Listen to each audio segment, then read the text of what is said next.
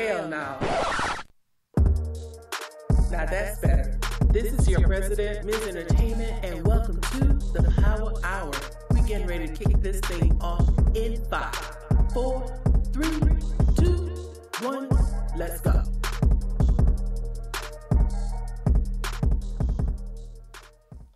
Alright, y'all. What's up, everybody? This is your girl, MiZZ Entertainment. I am your president of the Real Ass People Society, so welcome to the Power Hour. We're live every Saturday at noon on Terradome Entertainment Radio, where we can play, where we play the best hits from old school to new school hip-hop, R&B, and more.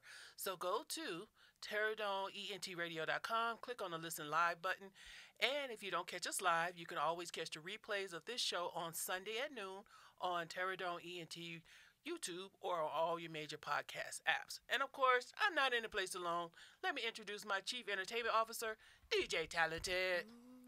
What's going on, and what it is. This is your boy, DJ Talented, in the building, and as I always say, it's better to be above it than under it. You dig? You dig. So in the studio, for the first time on the Power Hour, we got the author of Pawn to a Queen, Miss Wytishia Bly.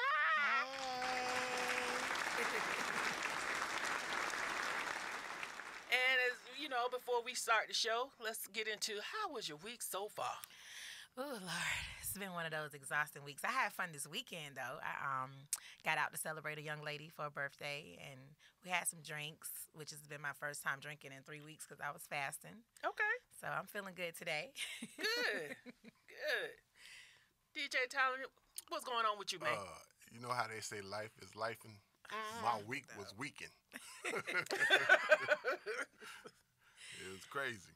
Dealing with these dumb, I ain't going to say the word, people at my job. I'm just going to say that. You had a Kamala moment when she's like this. Wait, what was that? Yeah, when she's going to call him a motherfucker. Yeah. We're going to start naming that the Kamala. Got a new name for it. Oh, yeah. That was the funniest shit I ever seen. Because, like, she just called him a motherfucker. Without calling him a motherfucker, but she sure did. And this... It's like, I understand. I understand. That shit was funny. But my week has been weekend, I guess. Weekend. I don't know. It's just, I don't know. It's just been one of those weeks. Still trying to figure out shit. Still trying to figure out shit. It's just, I got to get in the groove. I'm still not in my groove for some reason. I don't know. We're about to change that. Yeah, trying to get in my groove of flow because I like structure. So when I'm out of order, I'm like, you're like, what's that Google? What's that series? Like searching for your new route when it's like searching. That's what I'm doing. I'm searching for that groove. So it just, everything just flows. I'm much better when things just flow. But anyway, it ain't about me. Not today. It is about Miss Wytishia. So let's get into your book now. Pawn to the Queen, this is your first book, correct? Yes, it is. So what inspired you to title the book Pawn to a Queen? And then what made you want to share that story? So it's from a pawn to a queen. That's what I said. I'm sorry. Okay. And so the reason why I named it that, if you kind of read the story, it just talks about a young lady that turned into a woman. Throughout her life, she's always kind of been like used, like you do with a chess piece, just used through life or whatever. So, she went through life being everybody's pawn, and she got to a level where she just was tired, and she wanted to walk into her queendom. Become a queen. And so she started changing the way she do things, because before, the book was written, I wasn't living like a lady.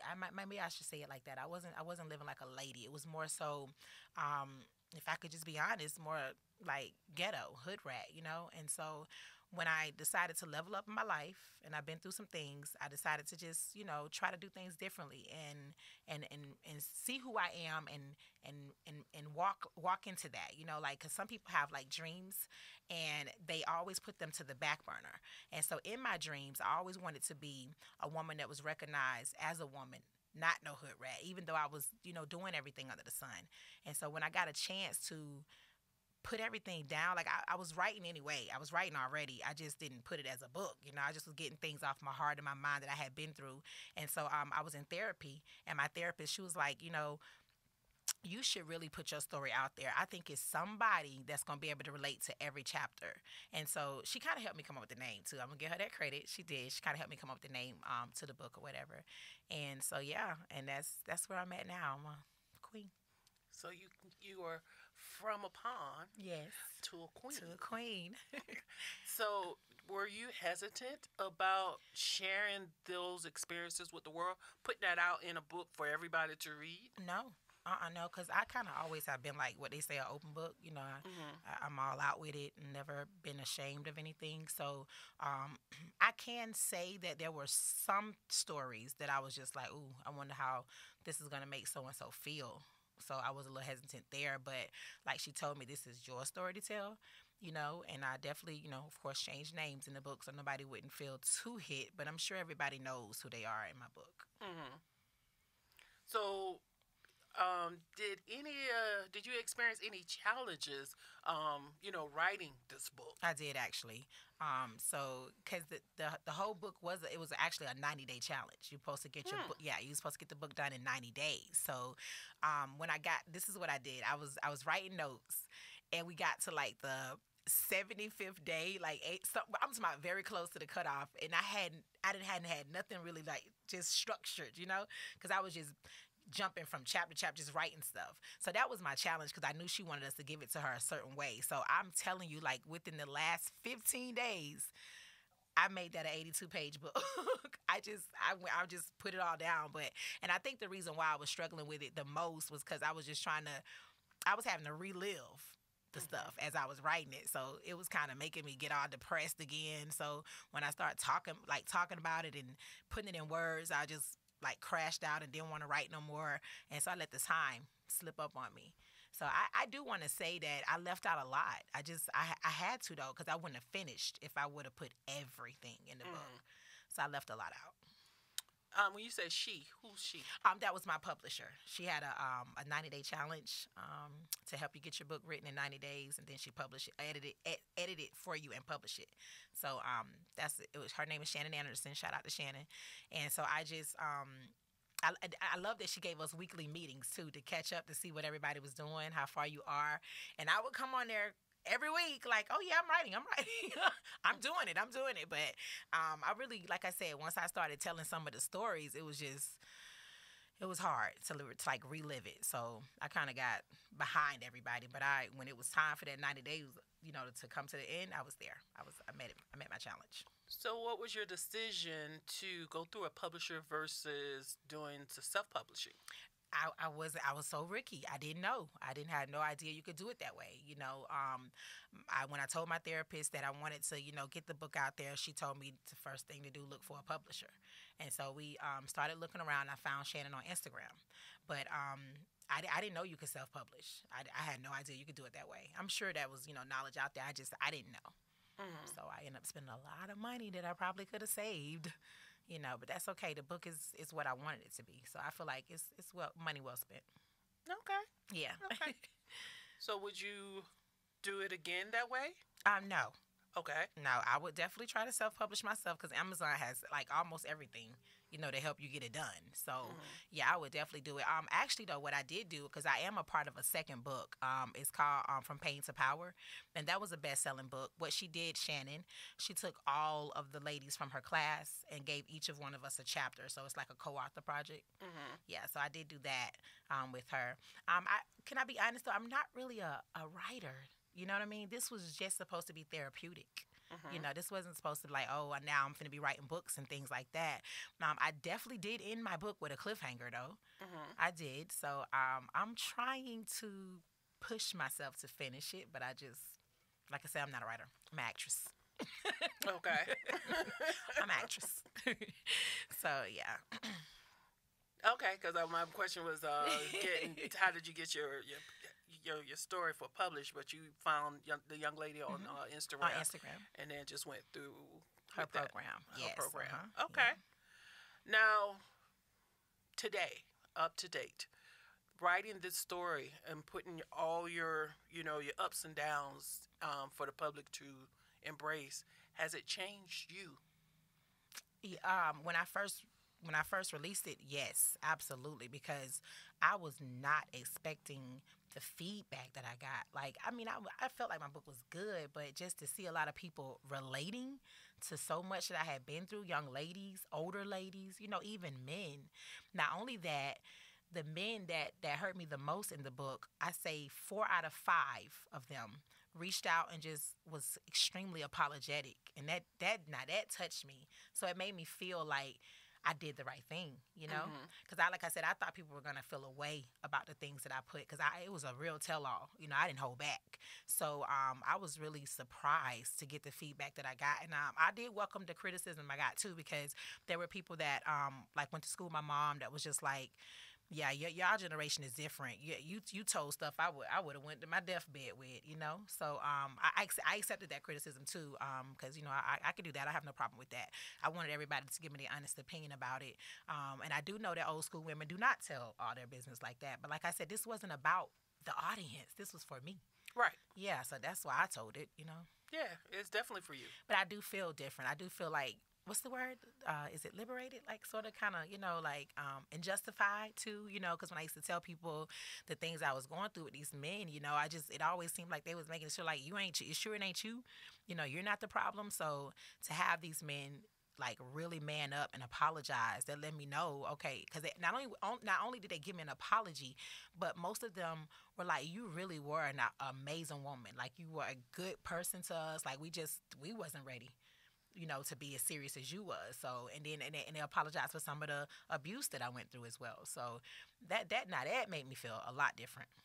Yes, it did. So I could say I'm so glad I did it.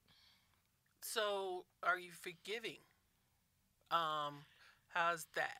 And because you went through a lot of downs. And I like to be totally honest. So I can say I'm still work in forgiving. progress. Yes, I'm still forgiving. Yeah, because there's some things that are just embedded, But my grandmother always taught me about forgiveness. It's just that like, wholeheartedly forgiven. Because when you really forgive something, you don't dwell on it anymore. It's kind of like behind you. So there's some of the stuff I'm still holding on to. So I'm working on it. Because forgiveness is not for the weak. That too, but it's not for the other person's, for you. Oh, for myself. Yeah, it's always for you. It's not acknowledging that they were right, you were wrong, or you don't have the right to feel how you feel. It's the getting past it where it's not holding you back. So that's the purpose of that forgiveness, is so it's a release, so you can move forward. Because 9 times out of 10, they all going on with their life and not even caring about whatever you holding on to. I know that. I can't say this though without telling too much, because you got to read it. But the people that matter the most, they have been forgiven. Totally. So the people that don't matter, they ain't forgiven. It's just like that's why I say without telling so much. When I say the people that matter the most, I'm really talking about my mom, because we had a relationship that was just horrible, and I held on to that for a long time. So I guess I'm just more talking about her than anybody, because it took me a while to get to that point. Before the book, my therapist was trying to tell me the same thing you just said. Well, if you got to walk into your forgiveness with your mom, or it's hurting you more than her. So it just took me a minute, but once I written it and she read it, and the way she responded to it, it kind of gave me that, you know what I mean? Like, I could exhale and finally let all that go. So I think our relationship is a lot better. Good. Yes, I do, because I actually thought she was going to be mad that I was, like, pretty much painting her out to be a monster. And I can be honest, I didn't go in on her as hard as I could have, I kind of held back some of the stuff, but for the most part, you get an idea of what our relationship was like, and I just had to get it out there, because I was like angry with my mom. It's only you only get one, This is and true. I was really angry with her, So I love her now, and I tell her more now. So Good for you. yes, thank you. Good for you. So, what message or takeaway do you hope the readers get from your book? Okay, let's start with the young ladies out there, really them. I just really want us to understand physical abuse, mental abuse is not love. There's no love in that. There's no like in that. It's horrible. If you are going through that, if you're dealing with that, you got to step away. And what I've noticed too, because some of my story, could have ended a different way, and it didn't. But I knew a lot of young ladies that wish they could be right here, right now, telling the story, but they're gone because they didn't, get out of those relationships before it got too late. So that was really what my message is. Like, we are so wanting love these days. We're almost desperate. I know a lot of people that are in unhealthy, unhappy relationships, and they just like the idea of having somebody, so they'll stay in it. And what I'm telling you, what that can do to you mentally is just, it will destroy you if you're not strong enough. So I really wanted to speak out more to them than anybody, and also kind of, show the men that the selfishness, and the being monsters to people that love you is horrible. So I was trying to, connect to them too as well. Like I said, I was very surprised that they saw it my way and apologized. But the message was more so for young girls. I do have a daughter myself, so you know what I mean. She's a young adult, so it's more so for the young adults. So what do you tell your daughter that, because she is how old? 26 now. So when you were 26, and the things that you were going through, what would you tell her as being a twin? Because them damn kids, you can't tell them nothing. They already done been there, done that. But what would you say to really hit home of how to not go down your path? Well, actually, at 26, I was incarcerated. So and she, she was there through that process and stuff. I can say this, luckily, we are not the same. Like, she's nothing like her mom. I think maybe just witnessing everything I've went through changed her path. I don't really have to do much talking about nothing. My daughter really has her head on right. She's not she's not sexually involved like how I was. She had one man, in these 26 years. She's not big on clubbing. You know what I mean? She's not out in the street. She's a working girl. Like, so I don't know. When the ladies that I went to prison with, when they got out, they had horrible times trying to get their daughters to even listen because they were more so, you can't tell me, you wasn't around. So me, I was welcome arms, and whatever advice I gave her, her ears was open. I'm super blessed in that area. Like, seriously, when it comes to my girls, what I'm more worried about is my boys, because they're boys and they're a little different and they're growing up in a different generation, and I'm more worried about them than anything. Her, I could send her off. I know she's fine, but my boys, they're just, oh, Lord have mercy. I think because they don't really have their fathers in their life like they could be, I think, and it's just mommy to, kind of, I guess, have to teach them how to be young men. It's a struggle. It really is. They have begged me to read my book, and I told them, nope, not yet. That ain't that type of book. Not yet. You got to grow up a little more. You got to be able to, because I think that could traumatize them. You know what I'm saying? Because I know my daughter told me she had to put the book down halfway through. She was like, my gosh, like, Mom, I know you talked about a lot of the stuff, but it's different just reading it, though. So, it's my boys I need to get the message to. And I'm still working on that message, by the way. Right. What exactly that is. A parent is always going to be a parent regardless of how old the kids are. That's right. You're always going to be that parent. Absolutely. She's still my baby. So what's next? What you got going on? What's doing? So actually 2 years ago, I started acting. And that's when this, matter of fact, October I should know the date. Somewhere in October, I think it's the 9th or the 19th, or something like that. The book will be 3 years old. And so that same year, I tried to get into acting as well. So a year later, after the book was released, I paid a what do you call them? I guess a screenplay writer to turn it into a script. So I have been sitting on this script all this time, and now finally, with the help of some amazing people, I'm getting ready to turn it into a trailer. Because we want to turn it into a movie, of course, but I'm just trying to get a trailer out there just so I can get a concept of the movie, to sit down with some investors to see if I can get some funding to do the whole movie. Yes, so that's where I'm at now. And I'm about to start my own podcast called Uncut with Why. And I'm so excited about that because all these things that I've been, remember I told you I had so much more I could put in the book. And now I can get a chance to sit down and talk about these topics. Now talking, I do. Writing, I'm not a fan of. But talking, I could do that all day. You can Don't talk. do it. Yes, Jesus. Don't do it. So now I feel like I'm gonna be able to like really talk, and I actually can't. I'm excited about some of the people that I'm trying to have to come on because I don't want it to just be from my perspective, of course. You know, I want to see some of the things that I've went through. And there are men out there that are like that, or not fathers and stuff.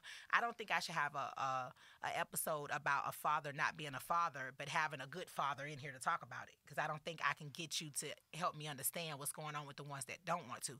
So I'm hoping to give men that are not doing what they're supposed to do by their kids a chance to come in here and explain to us, like, what is it?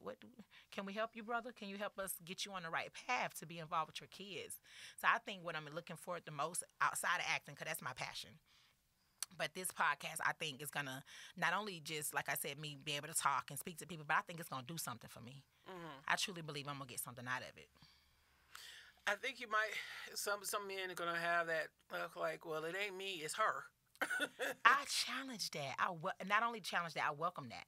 I think that's the word I meant. I welcome that because then I can kind of get under that scalp and see, what do you mean? Like, what about her? Because again, when you're playing devil's advocate, you can't just look at it from a mama's perspective. This man can have trauma. He might don't even know. He probably never had a father. He probably don't even know how to be one. He might need help with that. These are some things that we can dig into to see how can we help. Because like I said, united we stand. You know what I mean? Divided we all fall. So I hope they do come in here like that. Actually, I don't want nobody coming in here being no yes man to everything I say because we ain't gonna get nowhere like that. Yes. And shout out to Fathers United for Justice. That's right. And good fathers. Yes. Definitely. How can people, Forrest, connect with you, get your book, and what's going on with the podcast? What we have a tentative date? Yes, we do. November the 1st. And I am so ready because November the 1st is right around the corner. Then it's right before election. So I might hurry up and get on there and talk about that right quick. Boy, do we need to talk about that. But yes, I'm on Instagram at MS_WYTISHIA. And you can find me on Facebook at YWY space Tisha, TISHIA.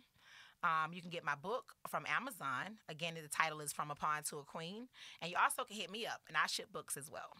All right, yes. Miss Lady. Yes. All right. Can I say one more thing, though? Oh, yeah, let's do it. Being able to come on today, it was like, when I first got up, I was just like, okay, you know how you get when you get ready to do something that you feel like is productive. I get all nervous and stuff. Even though I'm not a shy person. I know, right? Because I'm not shy at all. Not writing that book, right? So, I'm not shy. You but saw the wheels turning like shy. I'm not. But anxiety has a way of finding me. Okay. So, which is why, I have my therapist and stuff helping me work through that. But I just want to thank you, for real, for having me because whenever I'm doing something that, like I say, I could think my children could be proud of, it brings me back to what I'm saying, that from a pawn to a queen, it makes me feel like I'm really walking in that. So I'm grateful. Thank you. I'm always here. I'm always here. What else you got? You got one more thing? No, I think that's everything. Let me see. I'm single. Ready to mingle? Anybody want to talk? Shots fired! Shots fired! All right. Oh my God! Him and the goddamn buttons. I But know, I love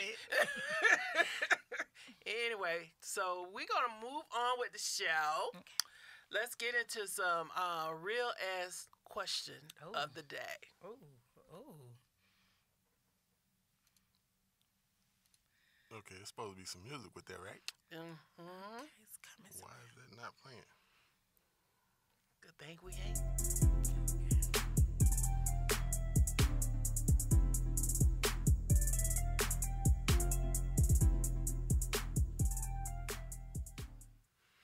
All right.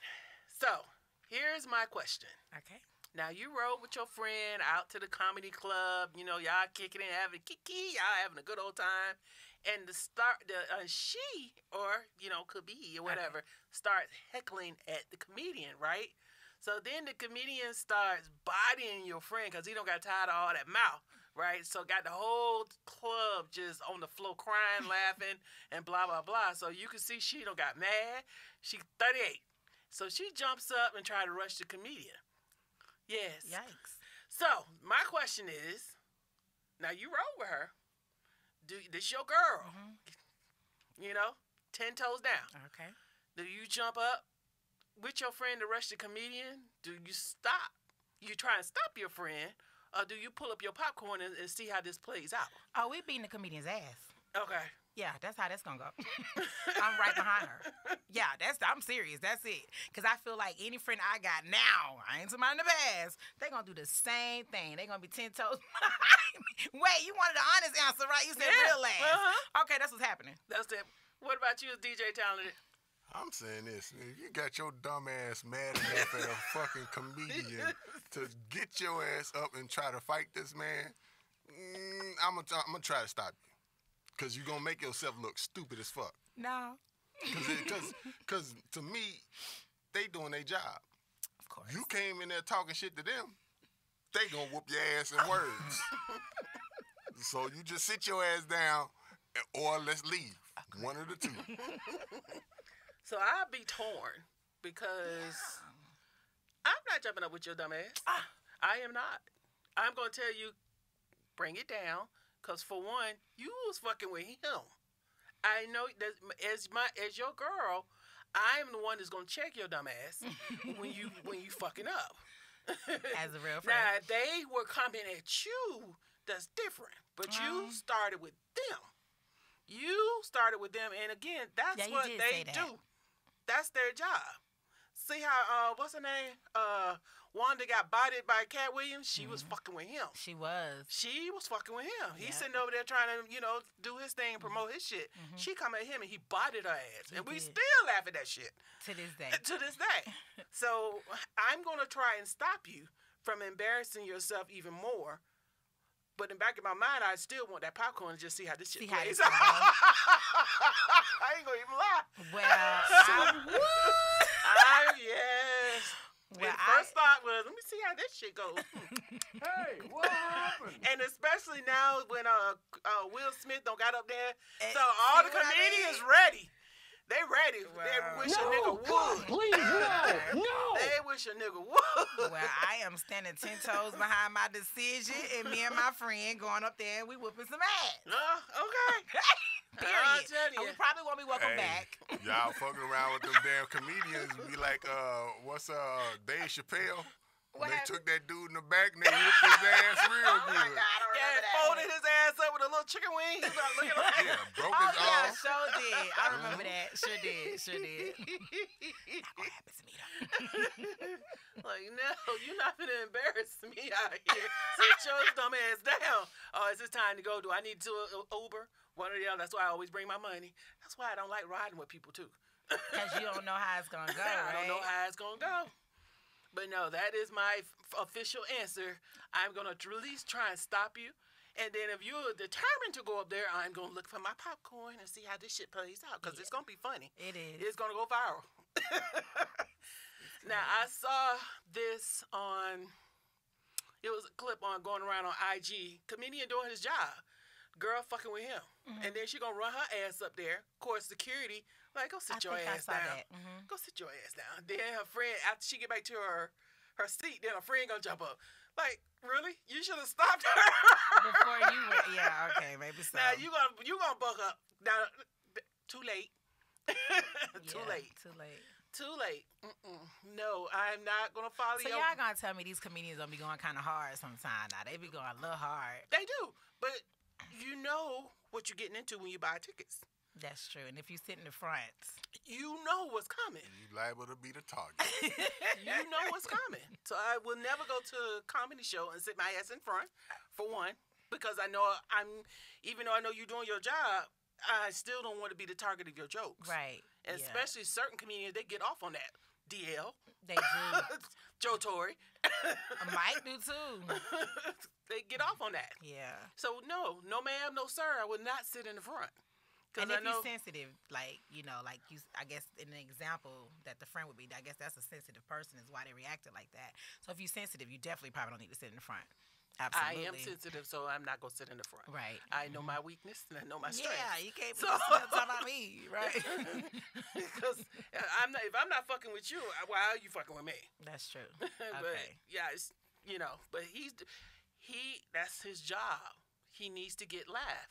So if you're going to be the butt of the jokes, then so be it. From his perspective. Same thing make you laugh, make you cry. So. Again, you pay your money to go see them. So that was all bets are off when you pay your money to go see them because you already know what you get. That's right. So that's just my stance on that one. So yeah, your dumb ass gonna be up there by your damn self, and I'm gonna be sitting there, and I'm gonna go try now because that's my friend. I'm trying not to let you look stupid. Why you gotta say it like that? I'm gonna try not to let you look, but you ain't gonna be dragging my ass up there while I'm holding onto your feet. That's gonna be the fun. Now I'm gonna be the butt of the show, dragging behind your ass. Like if you don't sit your ass down somewhere. I ain't going with you nowhere. Not if you gonna be acting crazy. You ain't gonna have my bag. You ain't going with me. Not if you stupid. Now if somebody fucking with you, that's different. That's different. That's totally different. I But if you sitting there, we sitting there kicking at the jokes and blah blah blah, and they coming at you. Mm-hmm. That's different. That's different. But if you fucking with them, I'm saying, what the fuck are you doing? You know it. So totally different. Yeah, that's true. Alrighty, we're gonna move on to celebrating some Black excellence. Oh wow. What's going on with these buttons? Oh, goddamn engineer, I'm fired here. All right. Every week we recognize and celebrate the achievements and contributions African Americans have made to this country. Today we celebrate Howard Stanley Beverly, aka Frankie Beverly. He was a singer, songwriter, and producer known primarily for his recordings with the song and funk band MiZZ, originally called Raw Soul, in his hometown of Philadelphia in 1970. After moving to San Francisco and playing for some years, Marvin Gaye got wind of this band and wanted to meet him. After meeting with Marvin Gaye, Marvin became sort of a mentor to Frankie and was instrumental in getting him his first album deal on a major record label. And then the rest was history. Frankie Beverly and MiZZ went on to later release 9 gold albums and created a large and devoted following. So today, Frankie Beverly, we salute you for your contributions to making this country great. Rest in peace. Yes. All right. Announcements. Of course, it is that time again. Night of Expression, open mic, and more at the fabulous Magic Soul Food Restaurant here in Sandy Springs on October 12th at 7 p.m. Come and get your soul and your belly fed with some good stuff. I will have featured artists and an open mic plus giveaways. So definitely come and check us out at Magic Soul Food Restaurant in Sandy Springs on October 12th, starting at 7 p.m. That's the Night of Expressions open mic. All right, and that is our show. But before we close, we need to pay some bills. So here's a word from our sponsor, Terradome Entertainment. Terradome Entertainment. We turn your fear of dreaming into amazing realities. If your dream is to become a photographer, we have a nice intimate photo studio just for you. If you want to record that next hit song or do voiceover work, we have a state-of-the-art studio also for you. If you want to professionally record your own podcast, well, we have that too. Check us out at www.terradomeentertainment.com. We are the only ones to turn your fear of dreaming into amazing realities.